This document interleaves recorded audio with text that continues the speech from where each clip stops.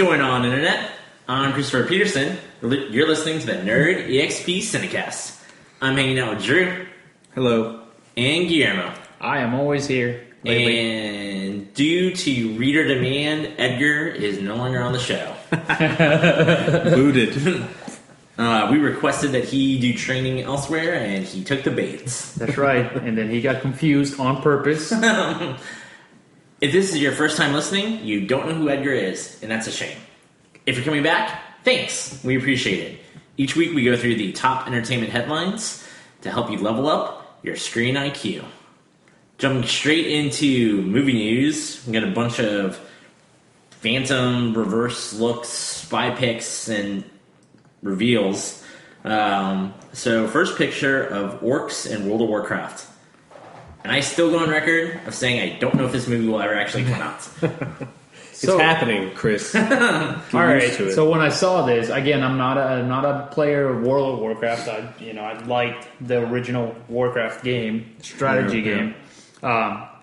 This looks like something like out of the video game, anyways. Like that was the worst. That's what they had, like a teaser. side-by-side comparison, and I didn't know which one was which. I was like, right? It was like, what's the movie? What's what are you the trying to video game? tease? Like you're gonna give me, I guess, a longer cinematic sequence in between the game, and you're gonna sell it to me as a video game or as a movie. How about you, Chris? Did you ever play the game? I actually haven't played World of Warcraft. What? I played Warcraft, I played Hearthstone, but I never got into the MMORPG. I don't know. Like you bring up a good point. Like I actually did get excited because this looks good. It looks better. It's movie quality CGI. It's not cheesy. It looks like they're recreating the characters perfectly. So I think they're doing a good job with it. But still, this is one of those movies that it will come out. I do believe it will come out. I'm very much wait and see on this. If I know somebody who wants to see it, I'll go watch it with them, but I don't think I'm going to be busting down doors to go see this experience. Who's still behind this movie? Who's the big? Duncan Jones is directing it. So David Bowie's son. Really? True story. He did Moon and Source Code with Jake Gyllenhaal. As far as I know, there's only 2 films. Who's the big studio? Warner Brothers?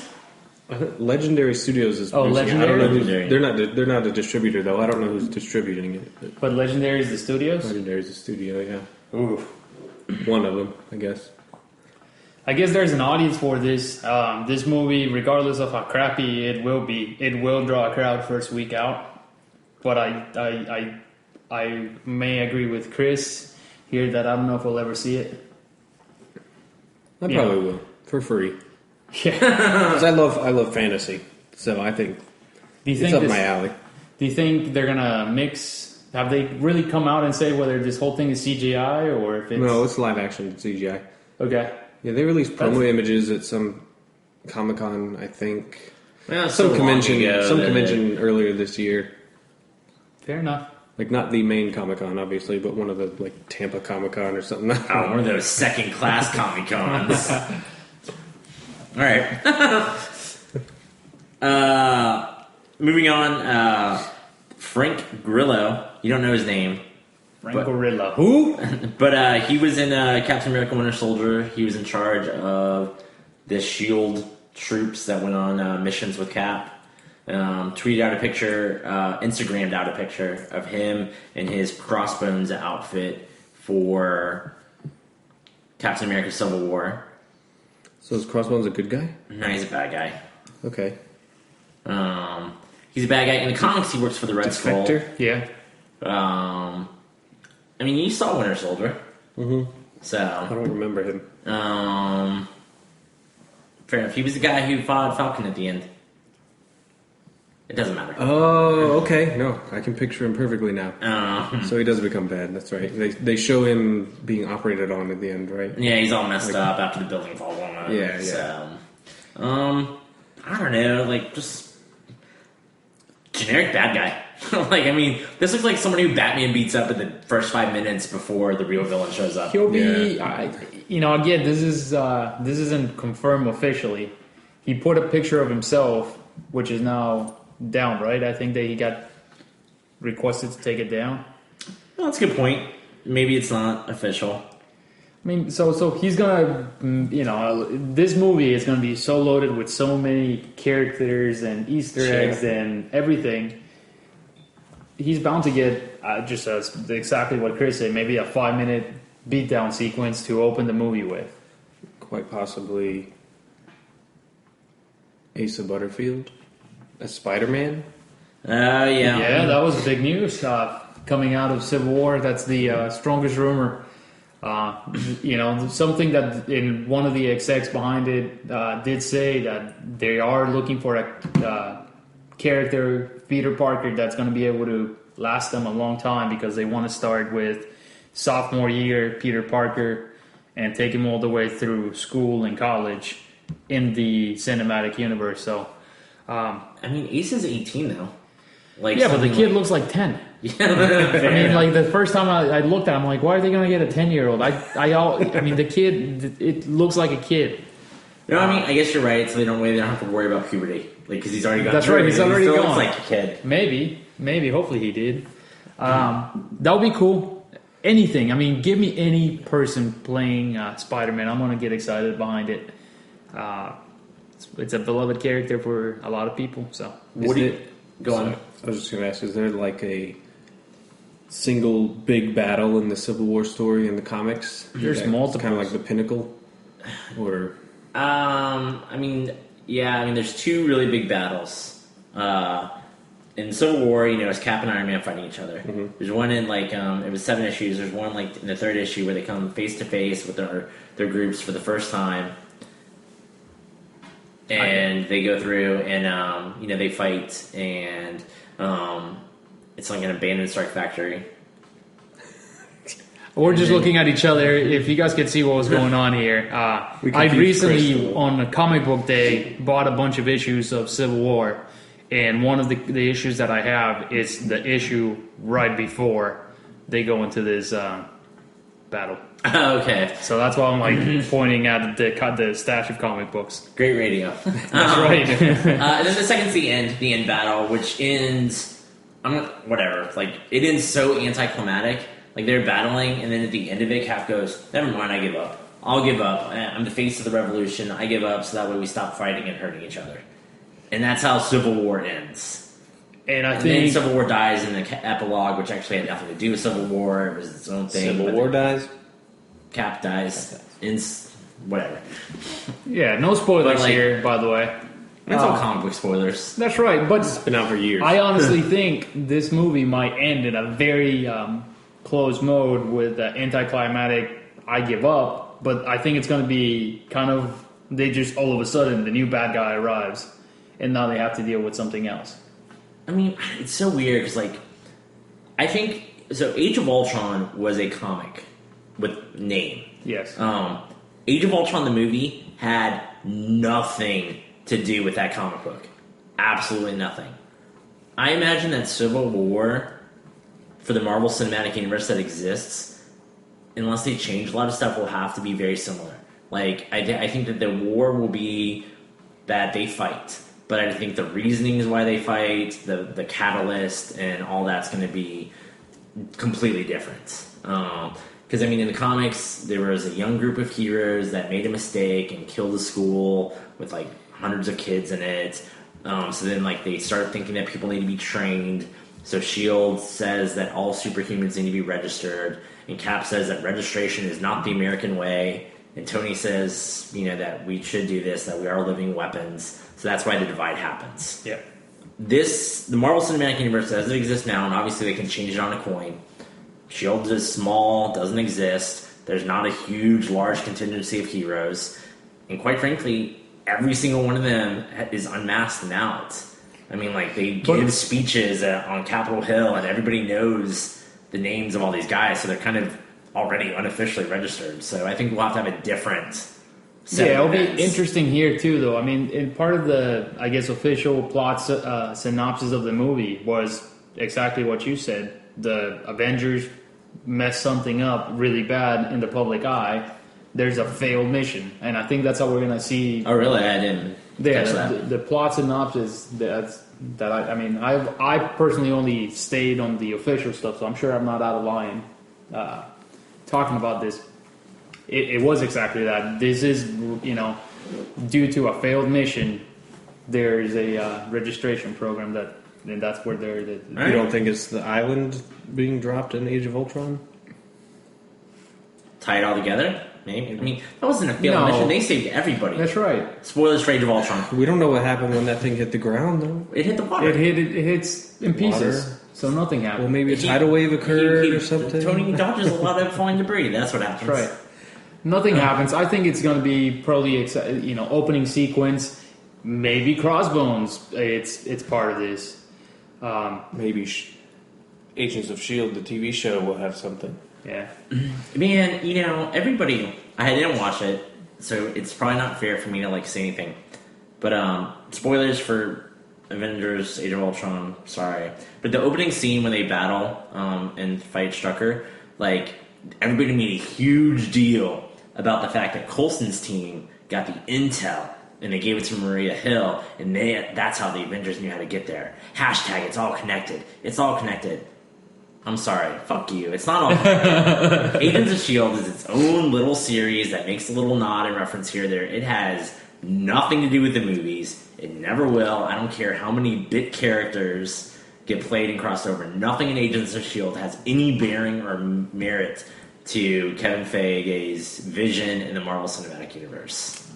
I mean, he hasn't killed it. He hasn't killed the series, so I think the series is serving a purpose. Whether it's just keeping the presence of Marvel on TV and on a different source all the time. But he has done that kind of little, I give, with they've recovered the folder with the plans. That's what the purpose of the show has been. And that's how they keep people hooked. Part of, and Feige was actually a big advocate of bringing Coulson back. I read that about an interview that they felt like he was one of the strongest characters, and what other way to keep it all connected than bring him back? But then Joss Whedon was the one who said, "Listen, man, no way, because if you don't follow the show, you have no idea how he was brought back to life, and now you got to spend, you send another character." That people are going to be wondering, well, didn't we see this guy die in the last movie? And he would have to explain something. And I don't think, and he said that he doesn't think he would have given it justice by just saying Project Tahiti. That wouldn't have been it. So it's serving its purpose. Keeping Marvel on TV. It's serving its purpose. Something I wanted to point out, as we mentioned earlier, or in one of our earlier podcasts, Captain America is shooting in Atlanta, and they're using a lot of metropolitan cities backgrounds for most of their shooting. They've been shutting down portions of downtown Atlanta during the day, night. So they're using cities. So I don't think we're gonna see in Captain America: Civil War. I doubt that we're gonna see some remote island where nobody, where everybody fits in a carrier. I doubt that we're going to see something like that. I think we're going to see full-on, possibly New York City again. So, just a thought. Backing way up. Butterfield, Spider-Man, Peter Parker. Good, don't care, indifferent, haven't seen him enough. What are you guys' thoughts or feelings on this casting? Don't care. I like the actor. I think he's a good actor. Don't care about Spider-Man. As I said earlier, anything that it doesn't matter who's going to play him. Spider-Man makes the actor. I mean, when Tobey Maguire was announced to be Peter Parker, I'm like, that guy? More when James Garfield got announced, I'm like, that guy? His name's Andrew. Or not the president Garfield. When Andrew Garfield got announced, I said, that guy? So I don't care. I think it's one of those iconic characters. They'll get it right. I have complete trust behind this casting team. They're gonna get it right. Yeah, you bring up a good point, casting team, especially a couple movies in. I know at one point they're like, oh, we'll just get somebody else to play Robert Downey Jr., James Bond. Seeing at one point I was like, man, Iron Man, Robert Downey are synonymous. But even now, Chris Evans is Captain America. Yeah. Like, he owns that role. And so does Chris Hemsworth and Scarlett Johansson and, Mark Ruffalo and I guess Jeremy Renner.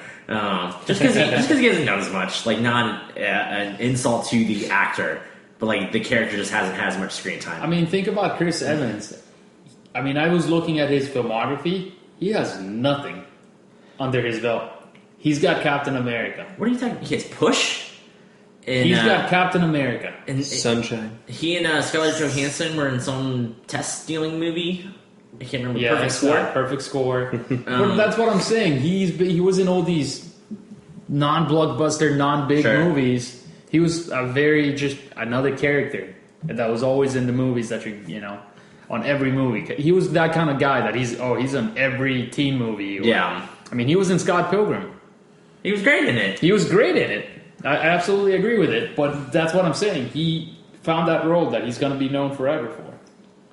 And Robert Downey Jr., I think, has other work. I mean, he's going to be... The way that he portrays the Tony Stark character is Robert Downey Jr. playing himself, it looks like. So he pretty much immortalized himself. The other guy, I don't know. All right, moving on. Casting news. Last casting news. Bebop for Teenage Mutant Ninja Turtles 2. Cool. It's a CGI character, so I don't know. The actor barely matters to me. What I'm curious to know is... actor, right? Let me pull it up. I apologize. TV work. But what are you curious to know? All right, so what I'm curious about is this was heavily rumored that out of the first TMNT, they had cut out Bebop and Rocksteady, right? That's right. Out of the first one, yeah. They had cut him out. I wonder if it's the same actor, and they just kind of said, "All right, we'll I don't think they filmed any scenes and cut him out. I think he was in the original script and got cut out.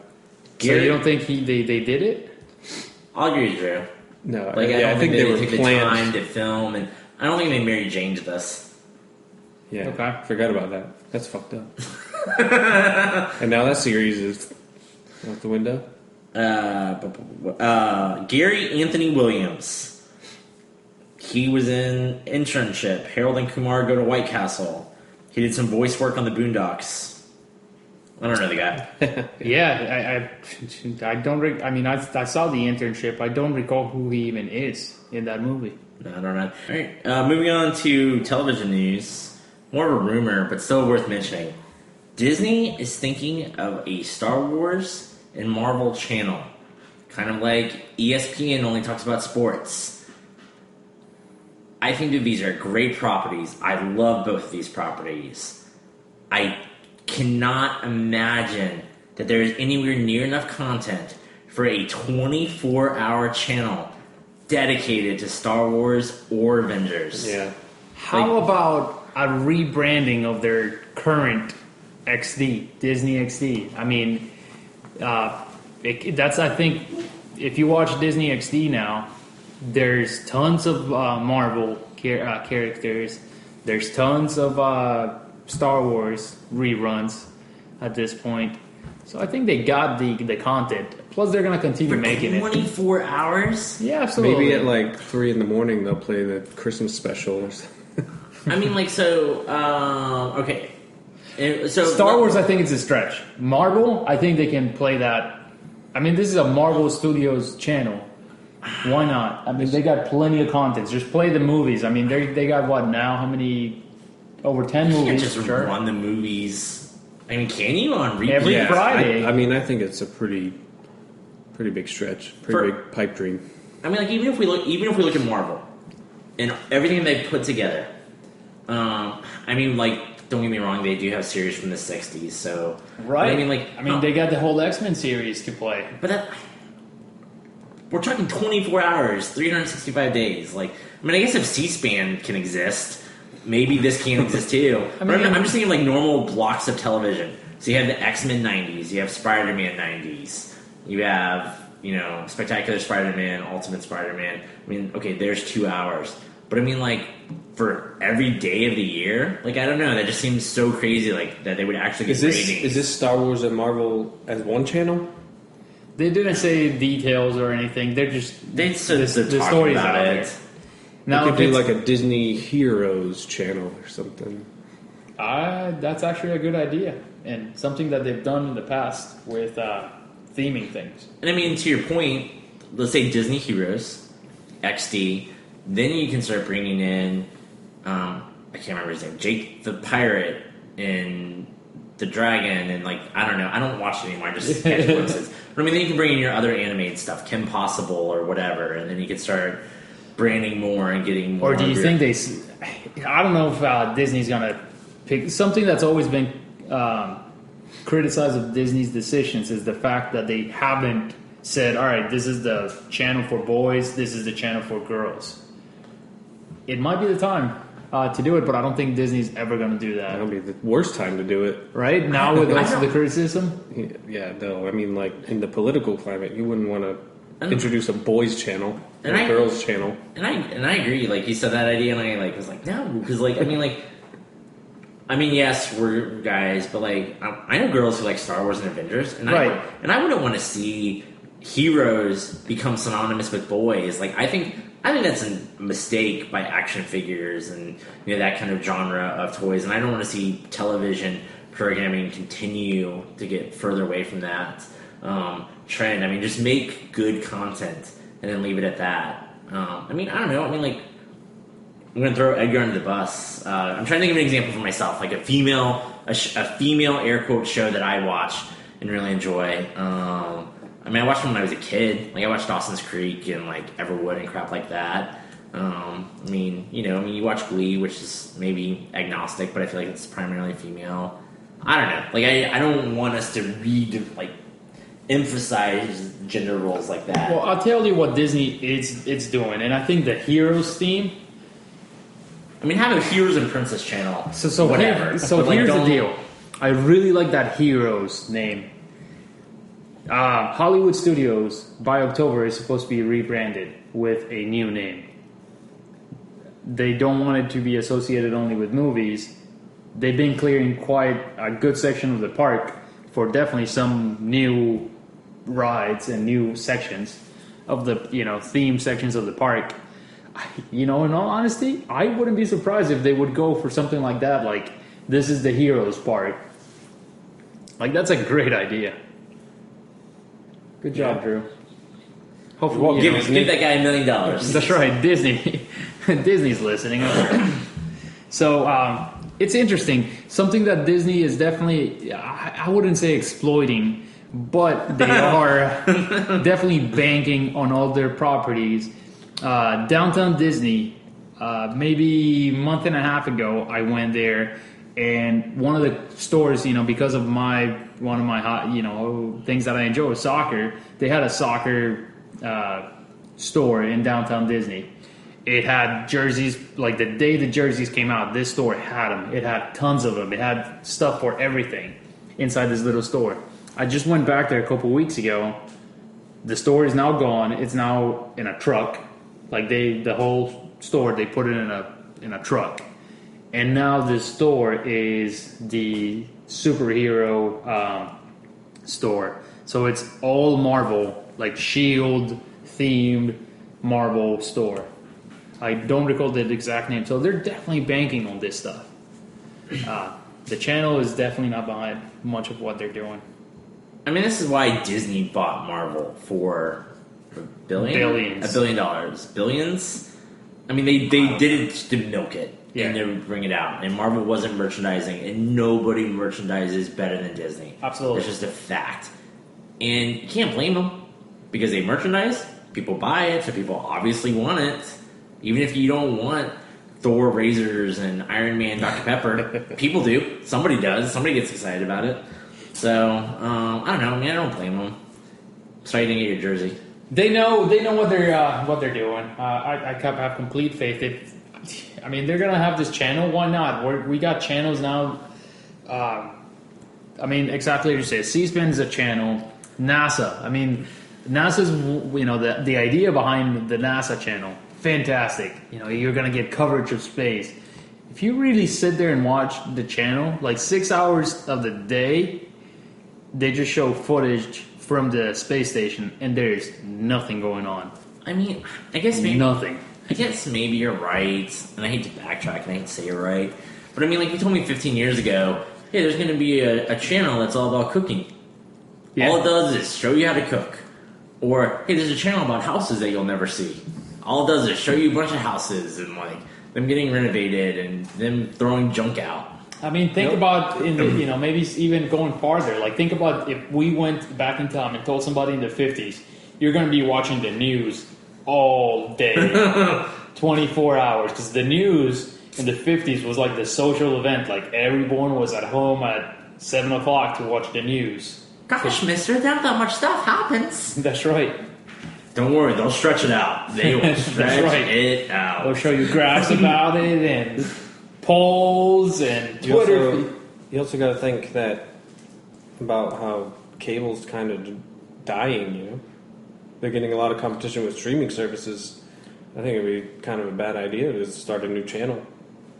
Maybe they think outside the box, and maybe this is one of those, if you want it, you can come and stream it from us. Yeah. And even better, in my opinion, if they were going to do it with something like, on-demand streaming. So whatever Marvel cartoon or whatever you wanted to watch, this is it. And maybe he meant YouTube channel. In particular, I think, and Disney is not far from doing this, in my opinion. They're going to take all their properties and just, take them away from Netflix, take them away from all these other services that are, they can make their own streaming. They tried already very weakly to do it with their animated movies with Disney Anywhere. So they're trying. I don't think they're too far off, especially with these kind of properties. So, all right. Have you guys ever seen Twin Peaks? No, but every now and then I play trivia, and apparently this dang thing was some big deal because there's always a Twin Peaks trivia question. So, I guess you did? No, I never did. I mean, this is a David Lynch joint. It put him on the map, really. Pardon?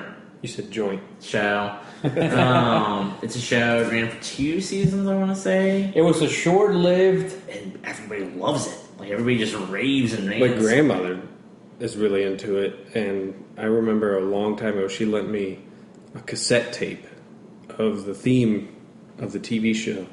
Because she knew I liked movie themes, and she's like, you ought to check out this Twin Peaks theme. And this is long past the end of cassette tapes, too, so I was like, okay.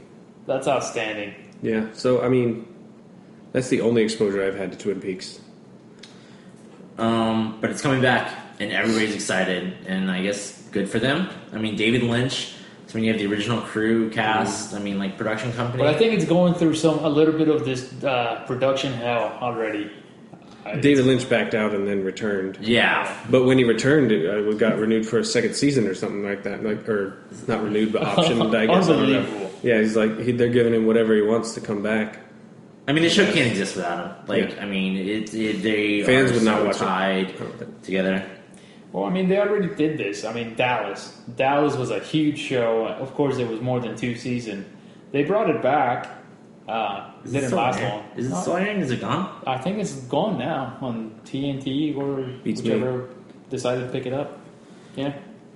But they did it with some of the original characters, but not everybody. So, more of a general question, and not necessarily related to Twin Peaks, because we don't Thank God.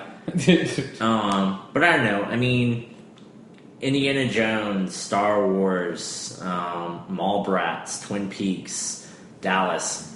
What do we think of franchises long dormant coming back like this?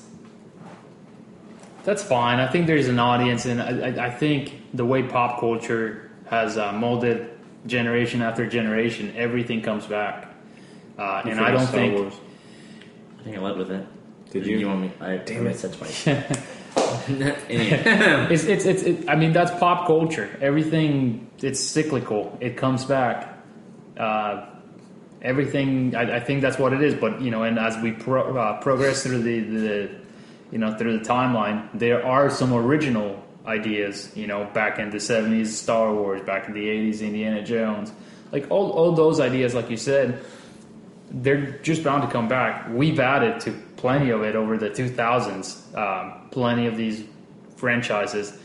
I wouldn't be surprised 30 years from now we're excited about they're making Toy Story again or something like that. So it's just cyclical. It's pop culture. I guess the question then begs the question: are you okay with it?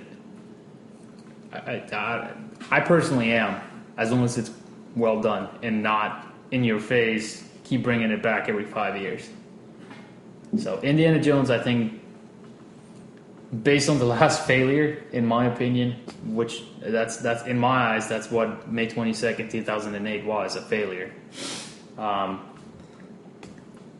I wouldn't be opposed to them bringing something like that back, or even a Back to the Future. Thinking about that, yeah, I mean, it's funny you say that one and I go, but I mean, like, I have to be okay with it because I'm okay with it in general.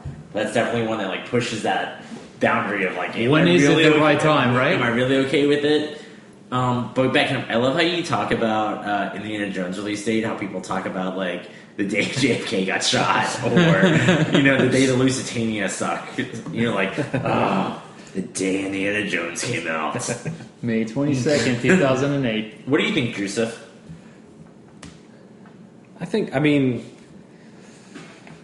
shoulder shrug, people. I guess, yeah, shoulder shrug. I get excited if it's something I love. I mean, we kind of played on this already with the nostalgia theme. Sure. I think we even had one of our episodes. What would you remake? What would you bring back? So, I still think it's very possible for the people putting energy into these to do something original. Nothing's 100% original, but they could still do something we haven't seen before. I agree with you 100%. Maybe you read that on my blog. But no, sequels still contain originality. These these movies exist, and yes, they have the crutch, and yes, they have the installed base, but they don't always lean on it. Sometimes it is a launching pad. Sometimes it is just what they had to do to pitch it to get it through a studio executive. But these are creators, and they are telling unique stories. They are doing something different, and yes, they're using a franchise, but they're not literally like shot for shot remaking or just redoing it, or even going the opposite to prove how crazy and different they are. They do love the series, but they do are willing to take it in its own direction. And I think that as a group of fans, people quickly lose sight of the fact that good stuff is going to survive and bad stuff isn't. Right. There's a reason that Amazing Spider-Man's already getting a reboot.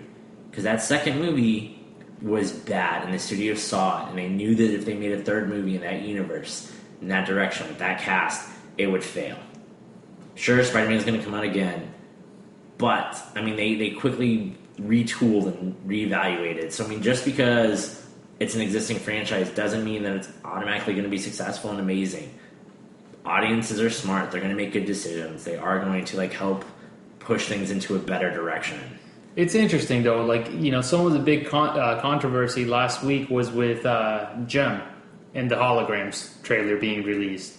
It was one of those movies that a certain audience in the 80s and early 90s loved the cartoon. It defined kind of a fashion. It was the Gem and the Holograms, bright colors. Kind of like the 80s, hair, crazy hair 80s. And then they come out with a trailer that is 100% very different from their source material. Yes, they use the same names and kind of the characters look like the same, but the storyline and everything is just completely different. So this is kind of where we're, even though it's been proven successful before, it might not be successful even if you remake it and even if you give it your own spin. Point though, today some of the executives and creators behind that, they said they expected the reaction and they actually are looking forward to showing all the fans that they're wrong, I guess. So I think you guys misunderstood my point. I was saying instead of rebooting an existing property, these people could be doing something original. But I do agree with you that sequels and reboots can be original on their own. I agree with that, but it's just not what I was saying. You don't think we're getting enough original stuff? I think we are. I don't. All right, so I'll give you this. Pitch Perfect. That was original to what it was. There was, acapellas and all that. I mean, there was other singing movies. It's people singing songs that are already out there. Right. It's a reboot of those songs almost. But the way they did it, I think, I think they're done, I don't know if they're done, but I think that is the kind of series that 20 years from now, they're going to bring it back. Pick an original movie. I'm just saying, we have more reboots and sequels than ever before. And they're not necessarily bad. Is that true? I just don't think it is true. I think we're just a lot. They're high profile. Franchises are much bigger. They're higher profile, right? And I mean, they're targeted. They're targeted towards our audience, so we're more exposed. I think just because of now you can make a movie that much faster, that much cheaper. If you don't remake if you don't remake and you don't recycle ideas, there's not enough content to keep everything just going. This is no longer the case where Titanic comes out and it stays in a movie theater for a year because the movie just kept bringing people in for some reason. We don't have that ability anymore. If we did that, I don't think a single movie would make any money, or movie theaters would make any money if they didn't. And it's the same thing with video games, fashion. Everything is just cyclical, and it's just part of it. I agree with you, and your derogatoriness towards Pitch Perfect, you can take towards any movie, I pulled that out of my ass, to be honest. Just trying to debate him. But I mean, it is an original. Well, Pitch Perfect 2, the sequel just came out, but Pitch Perfect 1, yes, it was an original idea. Pitch Perfect 2, as it is based on its own thing, and it does the same kind of recipe. But they really, really do something very original within the same universe, which I thought was pretty cool. Everybody was making a big deal about that. 2-3 articles I wrote, not everybody in the world. Elizabeth Banks' directorial debut, highest grossing numbers for a woman. And I'm like, ugh, can't we just say the movie did well? I don't know. That's one of those things where it's a good accomplishment, but let's stop. After the trailer came out, the initial trailer came out, I thought, oh crap, this movie is going to suck. Elizabeth Banks is going to kill it. Yeah. I was one of those people, and I was so glad to be proven wrong. She definitely does some things that I hated. As you guys probably know now, I guess I watched the movie. You two haven't seen it. I saw the trailer, so I kind of seen the movie. You kind of seen it, right? She does some things in the there's one scene that kind of there's a scene and then the transition. It's the whole thing collapses into a star. The scene goes to dark into a star, and I'm definitely. I mean, I didn't want to say that was definitely a girl, but a guy would never have made that transition. Ang Lee would have. Ang Lee would have. Oh God. So there was definitely some. Maybe the lack of her knowledge of directing and the fact that this is the first time that she was doing it, and she's I'm taking all the freedoms because I have no one can judge me. She did do some of those things that were odd to somebody that's watching a movie. It was just odd. Some decisions were odd the way she does it, but she pulled it off. Very entertaining movie. Recommended for anyone. Not watching the movie, not seeing what you have calling out odd. I don't know, you gotta try stuff. I mean, you have to push the medium. You can't do the same old forever and ever and ever. I mean, you gotta do different things. Pitch Perfect 2, I read, made as much the opening weekend at more than Pitch Perfect did the entire time it was in theaters. Yes. So Netflix and Redbox and stuff matter. Because, that movie lived and died off of home video. That's why we got a sequel. That original. Everybody just kept talking about it, and have you seen this? Have you seen that? And it made quite a few of the. Anna Kendrick was completely irrelevant in that towards the teenagers' audience before this movie came out. she was very known for she's a good actress and a lot of things that we adults like, I guess. She was not for kids. Like, Anna Kendrick was not for kids. I cannot recall anything that she did like the teenage movies that she did. It's a great tagline.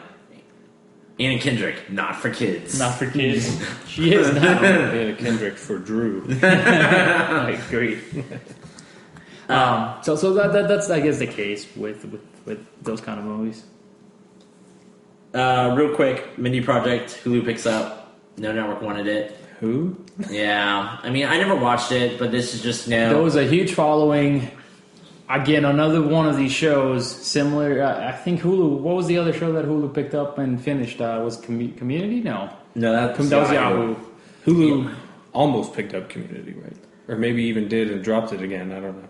I don't know. The incredible Kim Schmidt. That was Netflix. But yeah, but I mean, the same thing. Like, yeah. Same thing with Mindy. All right, so with Mindy was actually on air though, wasn't it? Yes, it was like on air 2 seasons. So this will be the 3rd season. So it's already developed. Like, all that somebody has to do is give the money so they can shoot it, but it's already developed. The stories, the characters, the actors, contracts, like, it's all done. All they have to do is front up the money. So it gives Hulu and Netflix an easy out to just say, okay, give me content, because that's all they care for. They care content and views. And in this day and age, even if it's a small following that the Mindy Project had, it's still plenty of to drive them to their sites, and they're going to get hooked on their $10 a month just so they can watch this. They're going to bring new people into it. So, smart move. Sounds good. What have we been watching? Spoiler free. Okay. Myself, I've watched. I guess I already talked Pitch Perfect. Definitely been continuing to watch the Walking Dead, and my take is we're in season 2. Okay. It is, as many of you guys have said it is a tough season to get through, and so far it has not proven wrong. It is 4 episodes. It is dry. Are you guys watching it together? Yeah, it is dry and slow. Not sure if it's going much of anywhere. So it doesn't. Like, I mean, I hate to tell you, what's happening now is pretty much the whole season. And it's a full 20 something episodes. No, it's right? like 13. 13. Yeah, Okay. yeah, it's AMC, so it's never going to be too much. Okay, still more than season 1. Though. Yeah.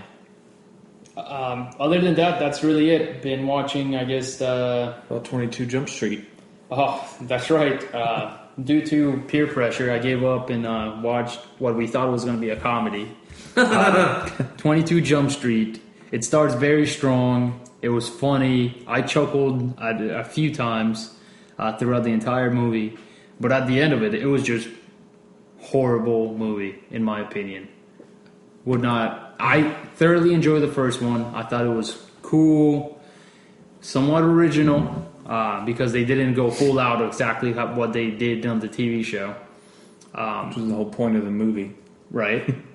What movie are you talking about? 22nd Jump Street. So you already saw 21. 21st Jump Street, Okay, I so saw it. Okay. So we're talking the sequel. The sequel. Starts strongly, characters come back, and then they kind of flirt with the same idea of, we're just going to make this movie again.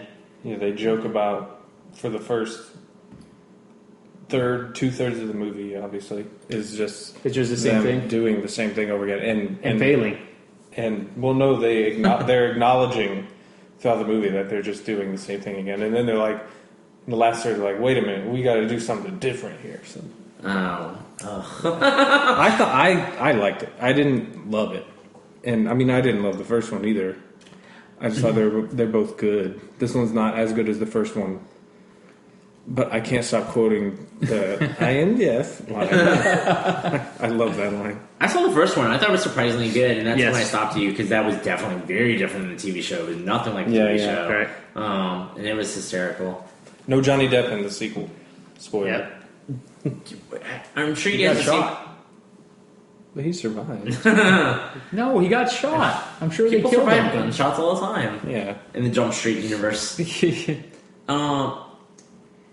22 Jump Street, 21 Jump Street / Men in Black. Have you seen this rumor? Yes. Is this one of those like crazy what the fucks, or is this so ridiculous that some executives eventually going to greenlight it and just say, I don't care. All right. I want to see Jonah Hill and Tommy Lee Jones crack wise next to each other. Ha ha ha ha. 4 words. Ice Cube, Will Smith.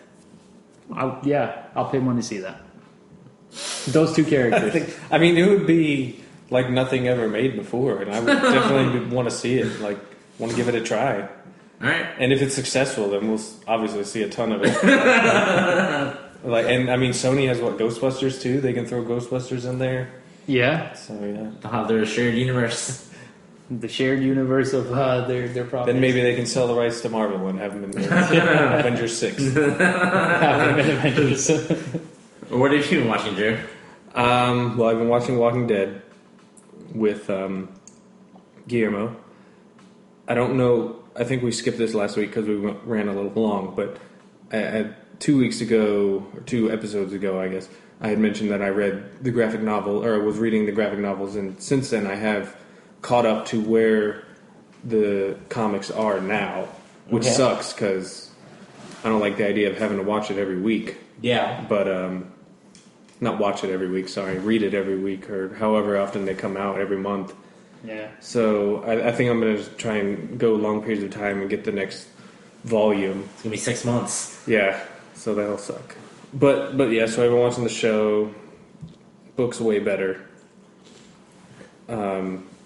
Season 2, yeah, nothing goes on at all. But it's still nice for me. Something Guillermo doesn't have is seeing, like, what's different, what's the same.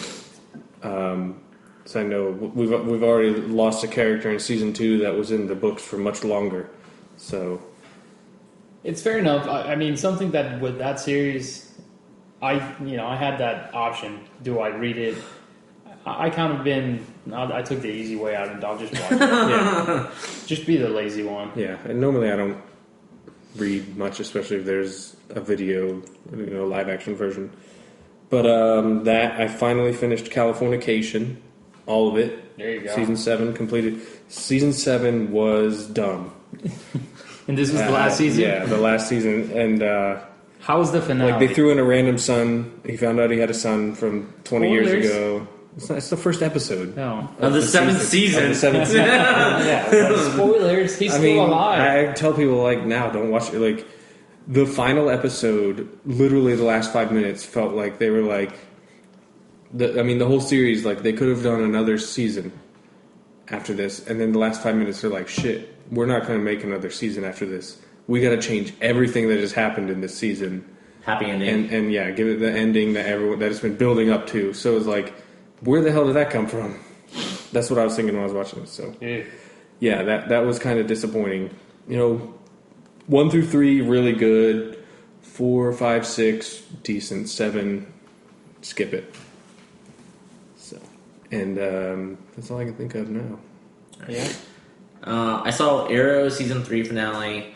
No spoilers. Season 3 sucks though. I want to say there's good episodes. How about Flash? I love Flash. It ends tonight, so I'm going to watch it tomorrow on Hulu. Flash is great. Flash is amazing.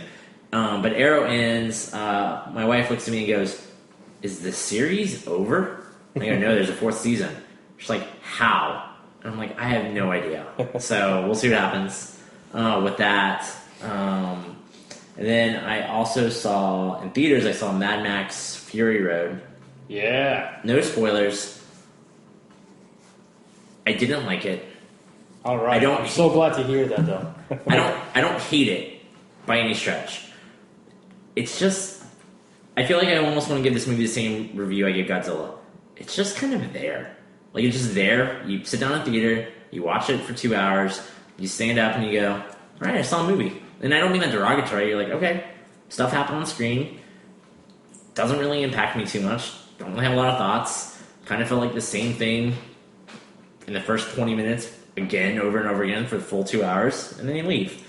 If you were a critic in the Rotten Tomato meter, where would you put it? I mean, would you walk out of there and give it a positive or? That's what I wonder. Like, this is so so fresh, and I'm like 98% rated still. Is it fresh because it has 1,000 sevens and then a couple sixes and a couple eights? The way they do it is it's either fresh. Like, was it an overall good review or is it not a good review?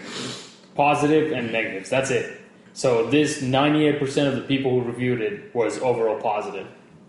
I mean, But that can mean it's just slightly better than average, you know? I know. So, like, I feel very... To everyone. I feel very neutral and lukewarm. So if you turn that into a binary scale of me wanting to say it's right in the middle, I guess I have to say yes. Because it does do what it sets out to do.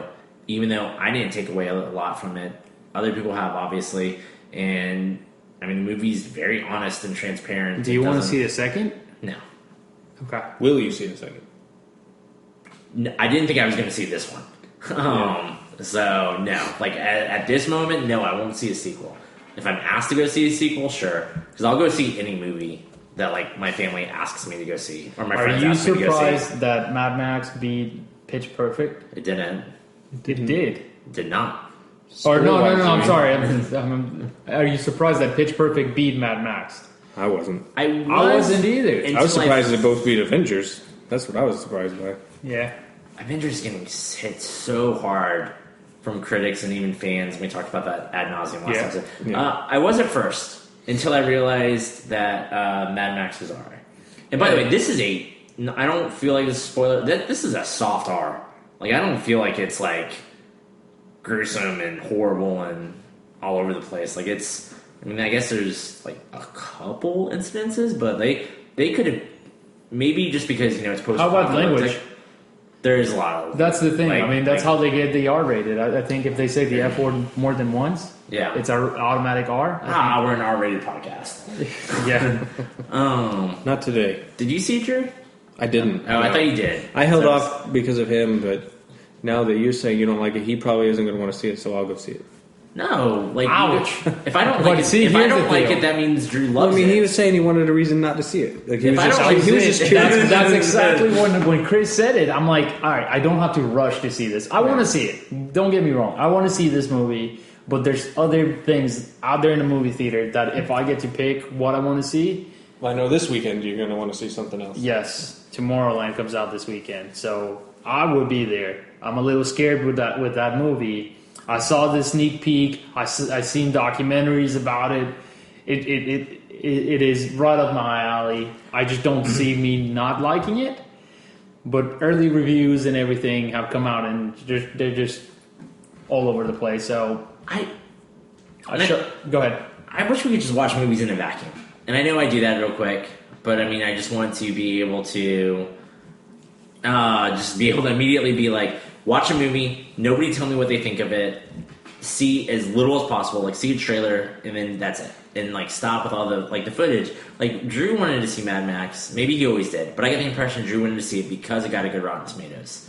No, that was me. That was absolutely me. Ever since the Comic-Con trailer, I was like, this movie looks fucking weird. I want to see this. And then now you're kind of hesitant on Tomorrow. Now we're rated R. Sorry. Absolutely, I'm not hesitant, but I'm worried. Right, I'm worried that before, like you were the champion of this movie. Yeah, you were the one who told me about this movie first, and it kills me. It kills me, and I hope I'm wrong. Don't let them get in your head. I hope I'm wrong. Don't let me get in your head. If you want to go see Mad Max, go see Mad Max. Don't let my lukewarm reception. No, but see, like there's other movies like Ex Machina or Ex Machina. Everybody loves that. I want to see which that. I shouldn't say because I shouldn't. Which has a lower score than Mad Max. I want to see that. Going back to this is original. This is based. Is it? Well, I don't know. I haven't seen it. It's just kind of her with a physical body. We don't know this. We haven't seen it. I know. It's a little darker. So it has two actors from Force Awakens in it. That's why I want to see it. That's exactly why I want to see it too. I want to see if they have chemistry, just in case they're together in Force Awakens. Just like the twins from Avengers had chemistry in Godzilla. That's right. They didn't have chemistry. They were terrible. They were terrible chemistry. I know. In both movies. So, how about we head into topic of the week? Topic of the week: 2015/16 TV. What are the trailers that we're most excited for? I'll be honest, there's a crap ton out there. I didn't watch all of them. I tried to watch ones that I thought we would like. Well, let's kick it right off. Big one that came out, and it's kind of like all over the place as far as opinions go. CBS's Supergirl. I guess I'll start with giving my impression. I thoroughly enjoyed this preview.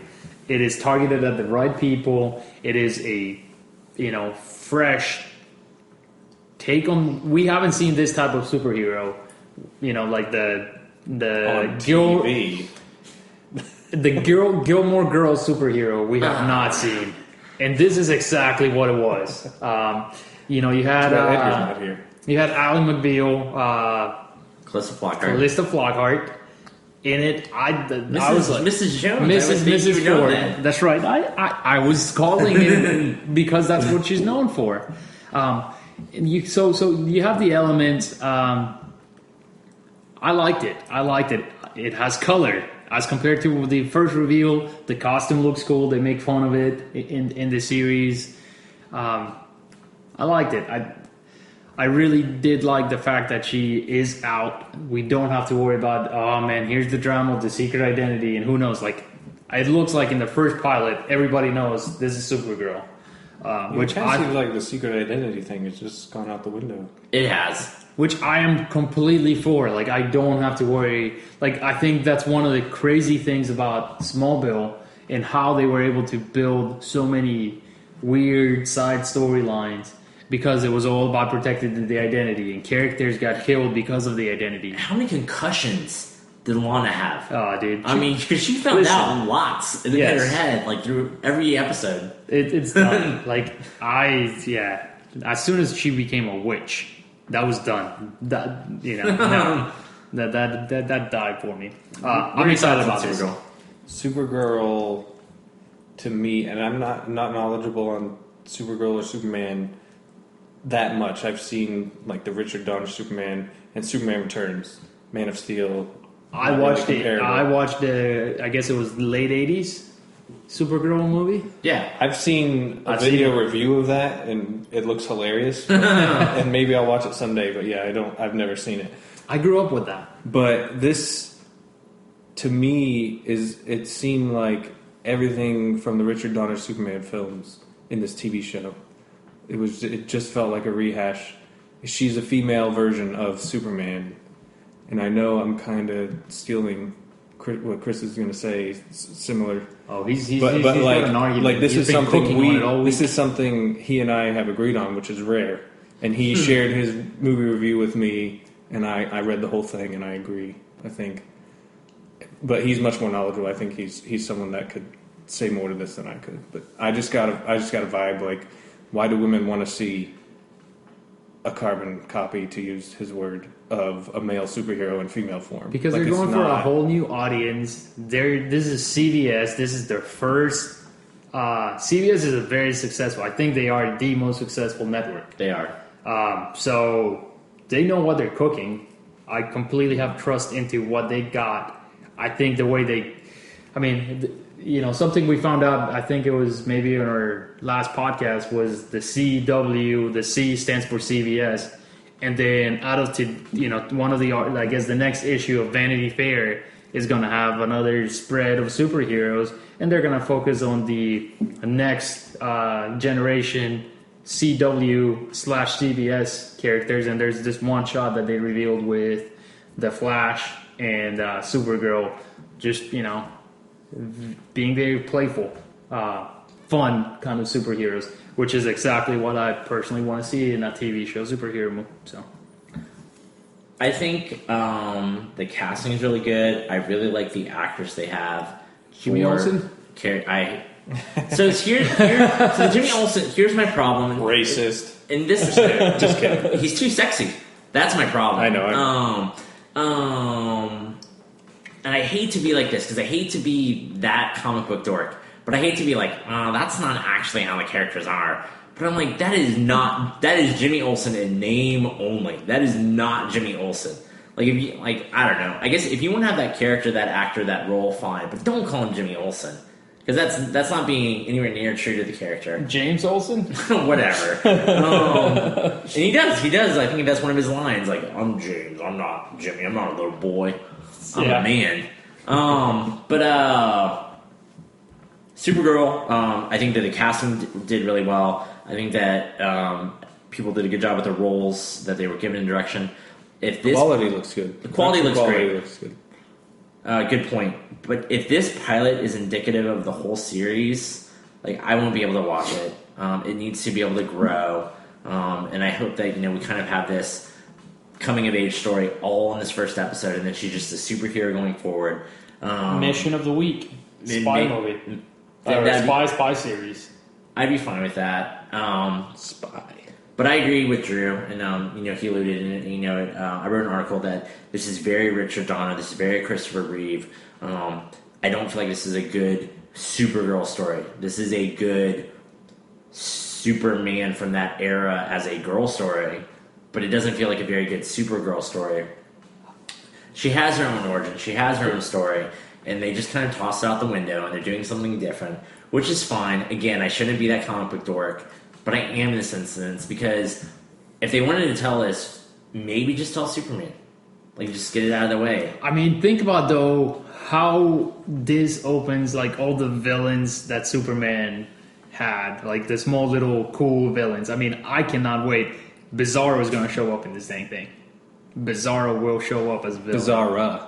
No, Bizarro will show up. And, I cannot wait. And my biggest complaint, besides all the, like, Superman knockoff or anything, is Supergirl is typically a very confident, capable heroine.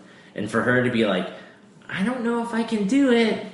She's bubbly, man. She's bubbly. I got a pep talk from my sister. I guess I can do it after all. Like, I don't know. Like, I just wanted to come in there and be confident and kick ass from the get-go and not be this little mousy interpretation of the character. Because that's not an interpretation of the character I've ever seen. So that's why it's hard for me to swallow. I think they're targeting the audience. They're targeting, as I started, the Gilmore Girls audience. They're like, oh, what's this superhero thing about? This is the kind of like the easy dose into that world. I think they're going for two audiences, superheroes and Gilmore Girls, and I think they're not going to get any.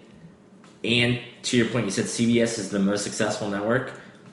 This show could last 6 years on CW. CW, like Flash and Arrow, get 1 million viewers.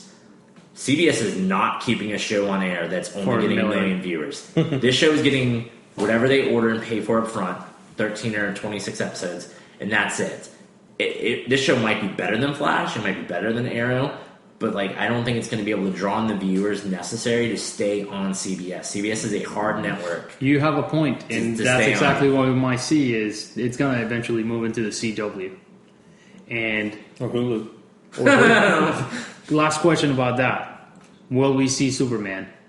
No. I feel like in the trailer at least, the image they portrayed, and I could be wrong enough. They don't even call that. They never gave up his cape, right? So I know. They didn't even fight. They never say Superman or Clark, and I don't think they say Kal-El. Maybe they do. They say Kal-El. They do in the beginning, right? But after they say Kal-El, they say my cousin. And maybe it was just a bad cut, but I was like, Jesus Christ, if you say my cousin or your cousin one more time, just say his freaking name and just let's get it over. We know who your cousin is. But I'm glad, because at first I thought they were just going to ignore it. Just ignore that big elephant in the room and be like, oh, you're a girl. You know, there's a guy running kind of a lot like you. So, but no, I don't think we'll ever see him. What city is she supposed to be in, like in the comics? Is she in the same city? Metropolis. Yeah, she's in Metropolis. They coexist. I don't know. I guess this is New York City, right? I don't remember. Maybe.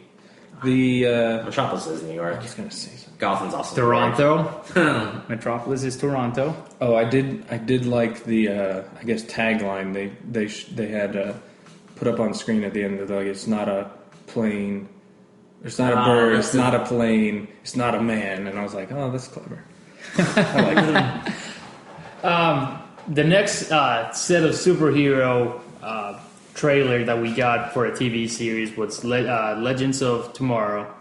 The next CW superhero show, which is kind of going to be the Justice League Junior. That's fair. We can't really afford to get Batman and Superman, but we can afford the Flash and Arrow and the Atom and all these other properties. I honestly think Supergirl is definitely going to jump in there at some point. Pretty cool trailer. Tons of characters. It looks cool. It doesn't look cheap, so that was cool. What do you think, Drew? I mean, did you watch the trailer? I did watch the trailer. Somebody who's never watched any of that. Yeah, it seems huge. Like, it seems maybe a little rushed. So I guess Arrow's been on for 3 seasons now, like you said, and Flash is done with the first. About to be finished with the first. So I guess there's more there than I would expect, but I don't know. It seems soon. I feel like they're trying to beat the Defenders to the punch, maybe. The Netflix series for Marvel. Maybe. So this is coming out 2016, actually. It's a mid-season pickup. I think it's 13 episodes. I read it. Oh, that's right. Go on. Like, this is in between. Like that Marvel show? Agent Carter. Agent Carter, like that. Yeah. No, I was excited to hear about that because I'm hoping that more networks will kind of start doing that with other stuff. Like AMC specifically. Because they always have the split seasons and stuff. Well, they're going to do it. I mean, they're definitely going to do it with The Walking Dead, with whatever their new show. Fear the Walking Dead. Fear the Walking Dead. That's going to be the mid-season break between Walking Dead. So good trend.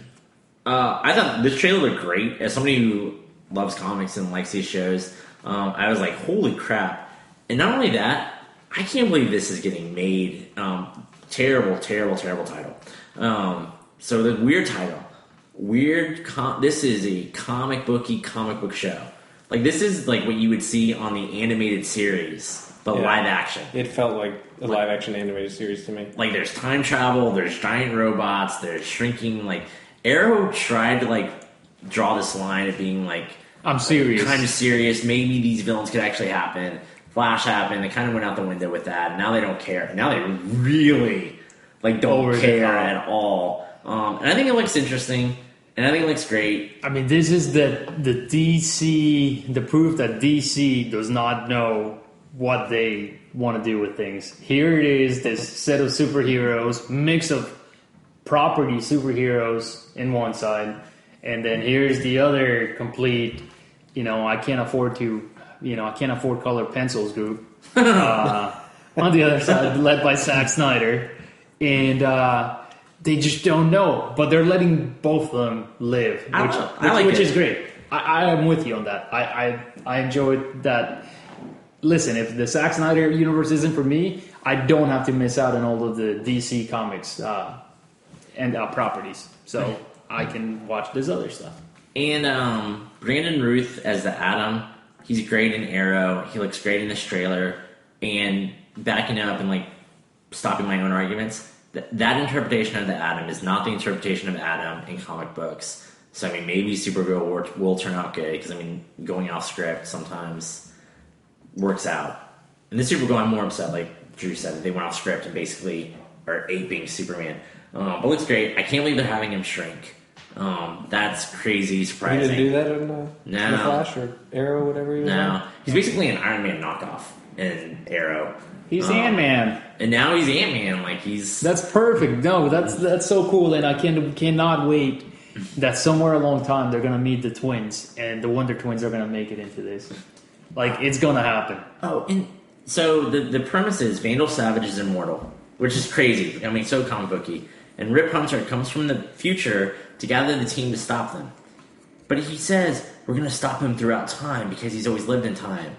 And I'm like, if you have a time machine, just stop him in the beginning. That's how time kill him off the crib and done. That's how time works. Just stop him the first time, and then all the crap he does later. You don't have to work backwards to stop him, but whatever. It works. I had seen bits and pieces of Arrow, and I was surprised watching this trailer how goofy it was compared to Arrow. So we're serious. getting. I mean, Flash is goofy. I mean, and we kind of missed. I haven't seen any of that. So we kind of missed this on the casting news. Ezra Miller is casted, or was announced as he is going to be playing the Flash in the Zack Snyder universe. So we did miss that at the beginning of the show. I honestly think it was announced a long time ago. Which is weird. It wasn't announced a long time ago. It was rumored, very strongly rumored, that he was a front runner. And now they just came out and said, "Yep, he's the Flash." So we're gonna have 2 Flashes now. Interesting casting choice again by the DC guys. Dude, Ezra looks young as all get up. I have not. I mean, he looks like younger than Butterfield. Yeah, but he was... He's not, but... You're right, and he was supposed to be one of the frontrunners, too, also for Spider-Man. Yeah. So, here's the thing. So, the news broke with Asa Butterfield being the frontrunner for Spider-Man, and then DC announces that he is their Flash. I honestly think he was holding out from signing up to be the Flash until they said, "All right, listen, you're not getting Spider-Man." So, that was interesting to me. Something to mention. I guess the topic of the week that we've all said, or that we kind of said for ourselves, is dig into the long list of TV shows that they're trying to sell us on for the next year and a half, and try to find some gold into it.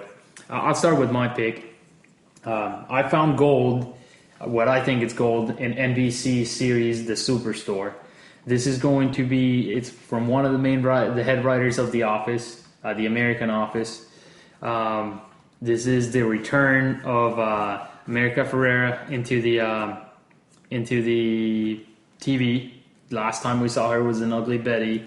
And from articles that I've been reading, she's turned down plenty of things left and right because she was waiting for the right thing.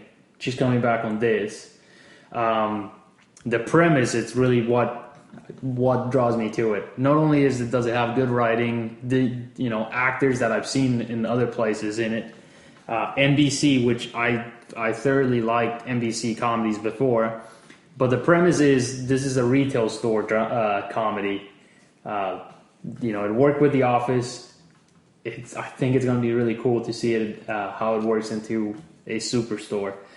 This one does not have a trailer. But we already know it's been picked up for an entire season.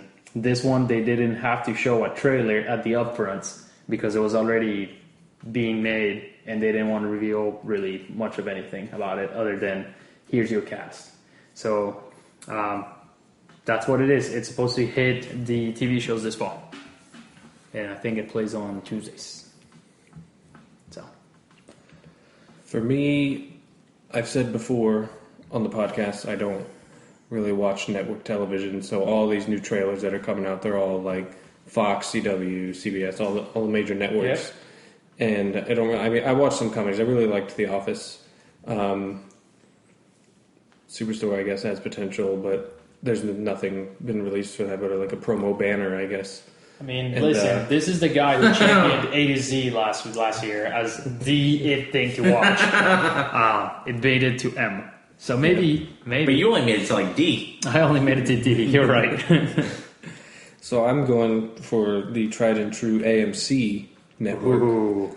Looking ahead to 2016 at Preacher. I never read the comics. I looked into them a little bit when I gained interest in the show, and I think it sounds amazing.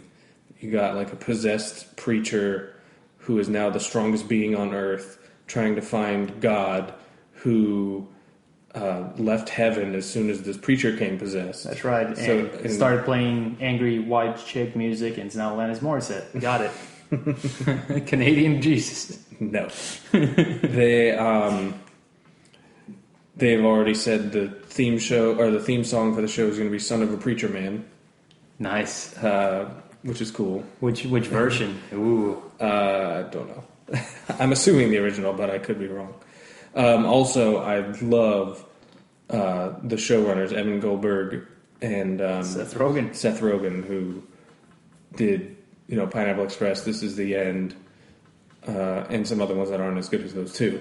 But I love those movies, and I think this is going to be like a quirky, dark comedy. This is the same Evan Goldberg by that's AMC. behind the Goldbergs, right? Or is that? I have no idea. Okay. Maybe Seth Rogen is attached to it. And so like He's on the Goldbergs? No, Treacher. Yeah, he Oh, yeah, is. yeah. He is. So he sounds like someone who'd hang out with Goldberg. I think so. I don't know, and I don't feel like confirming it. Do your homework, knowers. Hey, you brought it back. I brought it back. Nice. But yeah, I'm really excited about this show. AMC's had some great successes with their TV series, with the exception of Turn, I guess. Never heard of that. Yeah, it's like the Revolutionary War spies. Oh yeah, Netflix keeps wanting me to watch that. Yeah, I'm interested. I'm interested because I like history and I like AMC, but I haven't gotten around to it yet. So, What about you, Chris? What do you got? I really tried. I watched a lot of trailers, and I cannot give any of them my stamp of approval.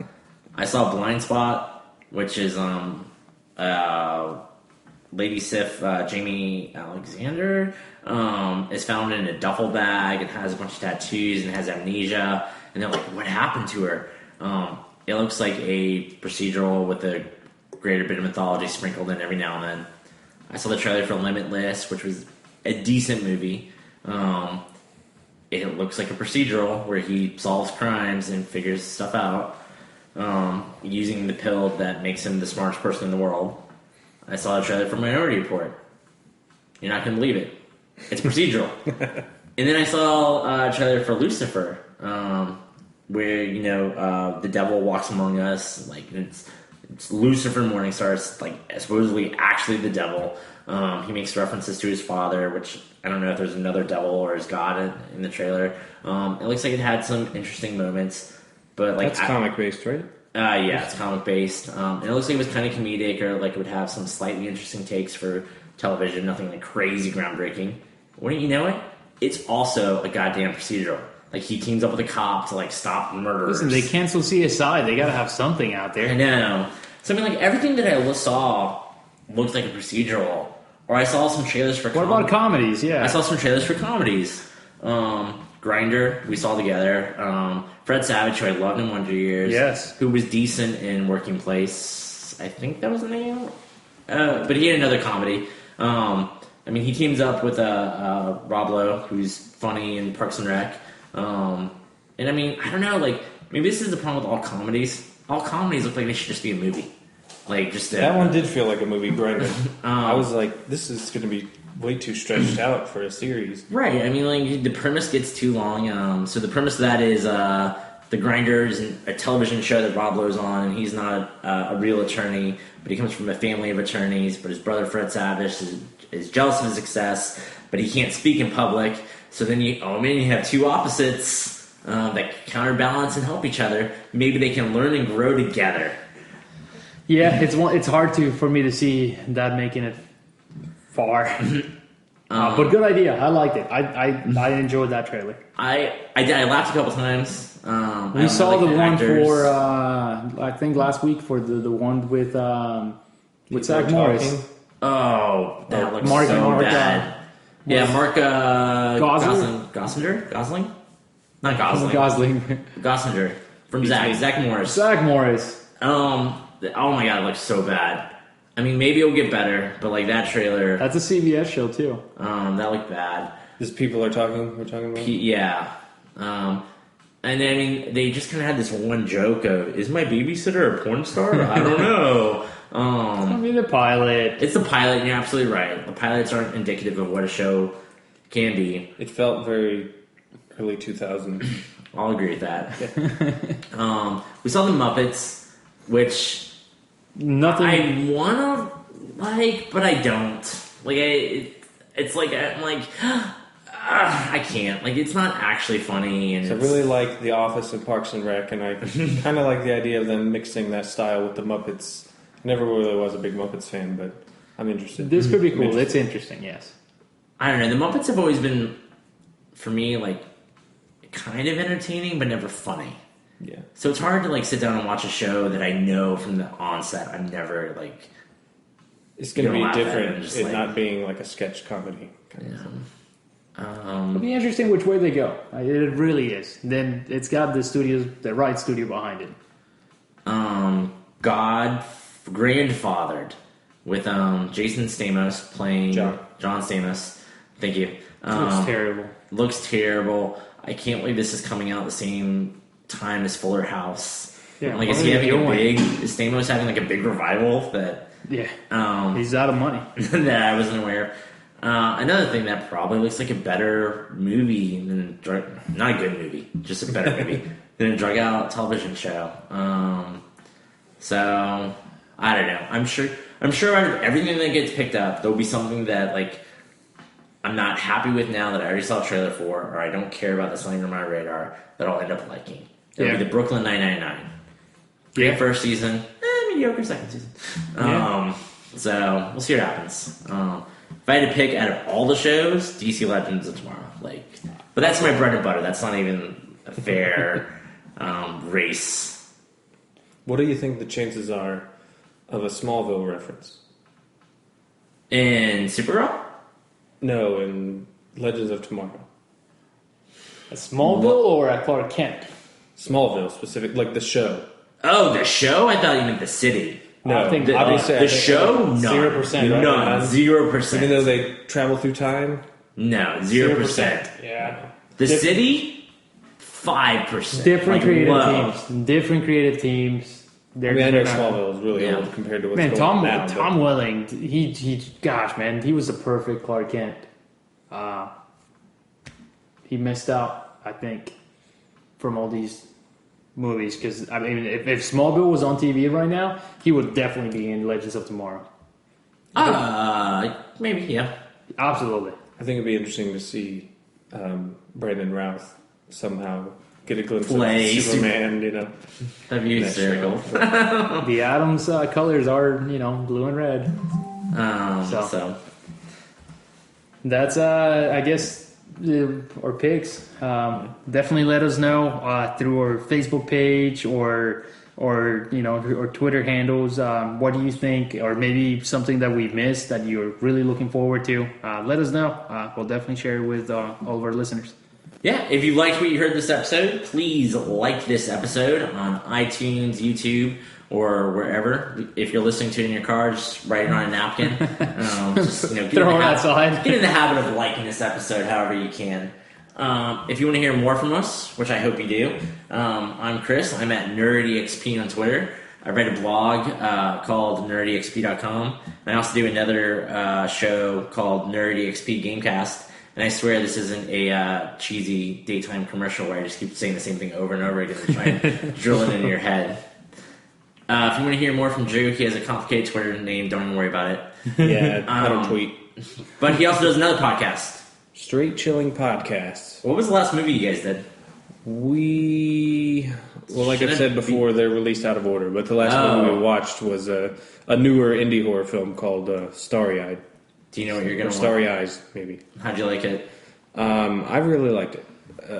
It's something it's very well done, but a lot of like indie culture in it, which I don't really like. So. Okay. Which reminds me, and maybe I know we're trying to wrap it up. I did watch Chronicle. My impression is I could have lived without ever seeing it. I agree. It was cool. It has one of the coolest scenes, with the flying scene when they're learning how to fly. Like, that's exactly how I imagine if I got superpowers. That's exactly what that's what the whole movie's supposed to be. Like, what would it be like if you got powers? I don't care for Josh Trank anymore. Yeah, He's dead to me. He's not the reason to watch a movie. I think it's good from a storytelling perspective. It's interesting. Not necessarily it's novel. It's a novel way to tell a superhero or a superpowered story. Good actors. Yeah, it's funny that you say good actors because I was actually thinking about this on the way here. I don't know why, but for some reason, Alira was gone. I was watching through movies. I saw that awkward moment with Zac Efron and Michael B. Jordan. He's okay. Like, I don't understand why everybody thinks he's like. And Miles Teller was in it too. And I'm like, I don't know. Maybe they're good actors. I don't see it. I really like Miles Teller. I think I might like him more than Michael B. Jordan, to be honest. But everybody loved Michael B. Jordan. I know. They're acting like... It's because he was on The Wire. That's why. Fair enough. I mean, I feel like people are, maybe because he's playing Human Torch, I'm thinking of this. People think, like, I liked Chris Evans before Captain America. Like, I thought he was a good actor. He was Johnny Storm. And I feel like people are trying to, like, oh, Michael B. Jordan, he's like Chris Evans, he's a cool young guy doing all these crazy roles. He doesn't have those chops. Like, he's not as charismatic. We'll see, man. I mean, we're getting that movie in late July? It's August. Early August? Oh, God. It doesn't matter. We're not going to... I hope to be surprised. Are you going to theaters to see that? Well, you don't count. Absolutely. For free. Yes, I will be, yes. Absolutely. I'll go see it in the movie. This is... You will too. You will too. You know you know. Unless it gets like a 2% on Rotten Tomatoes.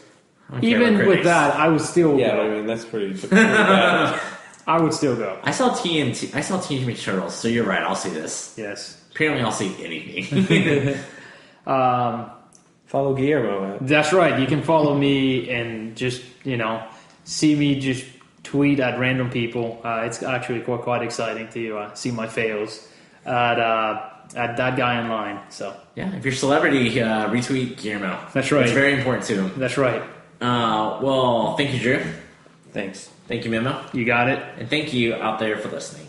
I hoped that you guys enjoyed this week's episode, and that we were able to help you with your movie IQ. Level up, knowers.